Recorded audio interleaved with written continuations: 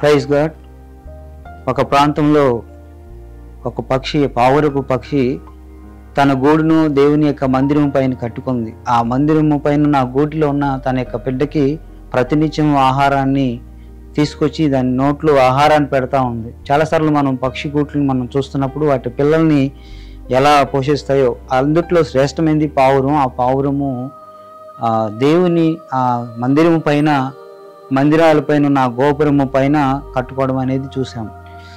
అవి అక్కడ కొన్ని దినాలుగా ఆ బిడ్డ అలా ఎదుగుతూ ఉన్న ఆ పక్షి మరి అది ఎగిరి మరలా ఆ సమీపంలో ఉన్న అడవిలోకి వెళ్ళి నేను ఎందుకు ఇలాగా అక్కడే పెరగాలి అన్న ఉద్దేశంతో ఆ పావురపు పిల్ల ఆలోచిస్తూ, తల్లి మాత్రం చెప్తుంది మనము ఇక్కడే, మనకి సురక్షిత, మనకిక్కడే రక్షణ.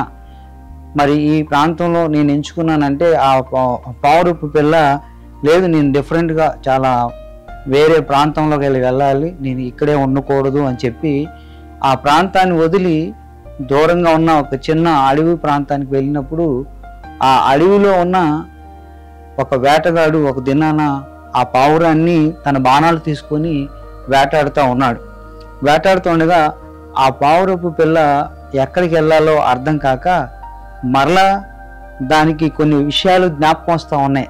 ఇదిగో ఒకప్పుడు నా తల్లి నాకు చెప్పింది కదా, నేను ఆ ప్రాంతానికి మరలా వెళ్ళిపోతామని చెప్పి పరిగెడుతున్నప్పుడు వేటగాడు దాని వెనకాల పరిగెత్తాడు. కానీ అది చివరాఖరికి ఆ దేవుని మందిరం పైన ఉన్న ఆ గోపురంలో మరి వెళ్ళి వాళ్ళగా ఆ వేటగాడు అక్కడే ఆగిపోయాడు.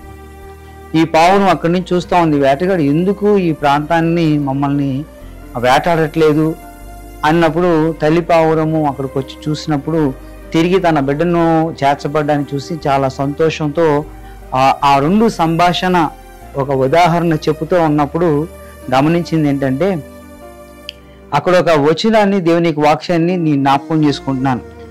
కీర్తన గ్రంథము 54వ కీర్తన 4వ వచనం, ఇదిగో దేవుడే నాకు సహాయకుడు, ప్రభువే నా ప్రాణమును ఆదరించువాడు.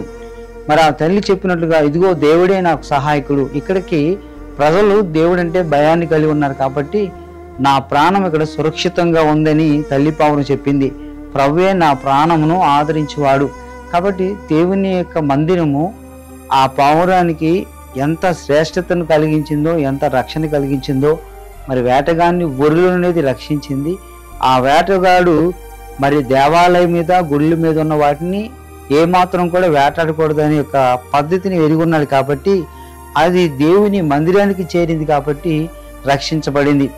ఒకవేళ నీవు ఏ యొక్క ఆపదలో ఉన్నా, నీ ప్రాణము అలసట ఉన్నా, దేవుని యొక్క మందిరము మరి నీకు ఎంతగానో రక్షణ కలిగించేలా ఉంది. ఇదే దేవుడు నాకు సహాయకుడు అనే మాట, ఆ తల్లి చెప్పిన మాట ఆ పిల్ల పావురానికి గుర్తొచ్చింది. ప్రభువే నా ప్రాణమును ఆదరించును. భక్తుడైన దావీదు కూడా సౌలు చేత తరవబడుతున్నప్పుడు రాసిన ఈ కీర్తనలో మరి ఎంతో స్పష్టంగా అర్థమవుతుంది. కొన్నిసార్లు మన ప్రాణాలు అలసట పడుతున్న సమయంలో మనం ఎక్కడికి వెళ్ళాలో అర్థం కాదు. ఆ ప్రాణ అలసటలో మన ప్రాణాలు ఎంతగానో బాధపడతా ఉన్న సమయాన్ని ఎక్కడెక్కడికో వెళ్ళి రిలాక్స్ అవుతూ ఉంటాం. కానీ దేవుని సన్నిధికి వెళ్ళి మనం ప్రార్థించుకున్నట్లయితే దేవుడు మనతో మాట్లాడినా, దేవుని యొక్క వాక్యాలు మందిరంలో వింటున్నప్పుడు దేవుడు మనతో మాట్లాడిన ఆ వాగ్దానం ద్వారా, మాటల ద్వారా మన హృదయాలు ఎంతో తేటపరచబడతాయి. మనం ఏం చేయాలో అర్థం కాదు. ఆ పిల్ల పావురం కూడా ఇక్కడ మనం చూస్తే తల్లిని కాదని దూరానికి వెళ్ళింది, కానీ అది లోకం రక్షించబడలేని యొక్క ప్రాంతానికి వెళ్ళింది. ఎక్కడ దాని ప్రాణానికి రక్షణ లేదు. కాబట్టి ఆ మందిరమే రక్షణగా ఎంచుకున్న ఈ పావురాలన్నీ ఆ పిల్ల పావురానికి అర్థమైనట్లుగా ఈరోజు మరి నీ జీవితంలో కూడా నీ యొక్క ప్రాణానికి రక్షణ మన ప్రభు అయిన యేసుక్రీస్తే దేవుడని, అలాగే దేవుడే నాకు సహాయకుడు, అలాగే ఆపద కాలంలో సహాయం చేసేవాడుగా ఉన్నాడు. మనకు మంచి ఆలోచన జ్ఞానాన్ని ఇచ్చి మన హృదయాన్ని తెప్పరిల్ల చేసే దేవుడే ఉన్నాడు. ఆయన మీద మనం అనుకునేవారుగా ఉండాలి. కాబట్టి ఈనాడు అనేకులకు రక్షకభటులుగా పోలీసులున్నా, ఎన్నో అవకాశాలున్నా, కొన్నిసార్లు అపవాది అనేవాడు మనల్ని ఏ దారిలో పొంచి ఉంటాడో నీకు అర్థం కాదు. అందుకు ప్రతి ఆదివారం కానీ నీ సమయం దొరికినప్పుడు దేవుని యొక్క మందిరంలో దేవునితో సహవాసం చేయడం అనేది ప్రాముఖ్యత. అలాగే దేవునితో మాట్లాడుకున్నప్పుడు నువ్వు సురక్షితంగా రక్షించబడతావు, దేవుడే నీకు సహాయకుడు.